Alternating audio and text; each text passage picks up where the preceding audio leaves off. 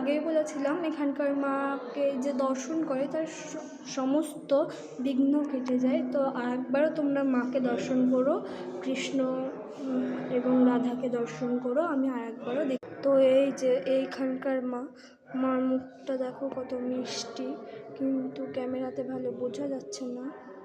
এই যে রাধা গোবিন্দ, এখানেই রাধা গোবিন্দ থাকেন। আর এটা হলো রাধা গোবিন্দর খাট। এই সাইডে আছে মা কালীর খাট। এই যে মাকে একটু দর্শন করে নিও। চলো তোমাদের ওপরে নিয়ে যায়। তো ওপরে উঠতে দেবে এখন, মানে ঠিক বলতে পারছি না। তো চলো একবার জিজ্ঞাসা করা যাক এখানটায়।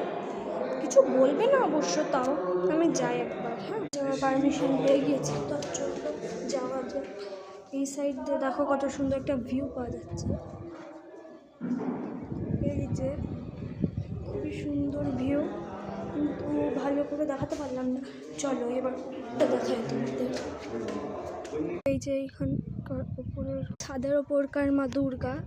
তো দেখো এই যে মা লক্ষ্মী,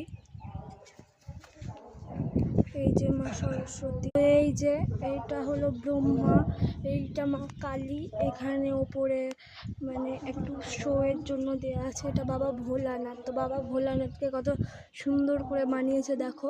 আর এই যে এখানকার উঁচু মঠ, এটাকে আমরা মঠ বলি, তোমাদের ওখানে কি বলে প্লিজ কমেন্টে জানাবে। এই যে কতটা উঁচু দেখো। এই যে দুই সাইডে দুটো পিলারও আছে, এই সাইডে কিছু গাছ লাগানো আছে। তো দেখো কত সুন্দর সুন্দর জবা ফুটে আছে। আর এই যে তুলসী গাছ লাগানো, গাঁদা গাছে এক্ষুনি কুড়ি চলে এসেছে। তো এখান থেকে কত সুন্দর একটা ভিউ পাওয়া যাচ্ছে দেখো। দূরের শহরকে কাছে করে দেখা যায় এখান থেকে, দেখতেই পাচ্ছ। আমার আর কিছু বলার নেই নতুন করে। তো মা সব জায়গাতেই বিরাজমান। এর নিচে মা আছে, তাই এখানে কেউ উঠতে পারবে না। এই যে এখানেও আমরা কিন্তু তিনবার প্রদক্ষিণ করে নেব।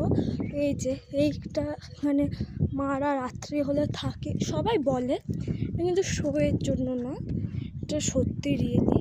তো দেখো কতটা ধার থেকে আমি যাচ্ছি। এই যে এইখানে একটা ঠাকুর আছে, ওখানে একটা ঠাকুর আছে। আমি এখানে আসবো না, কারণ এখানে মা আছে, মা এখানে নিচে থাকেন।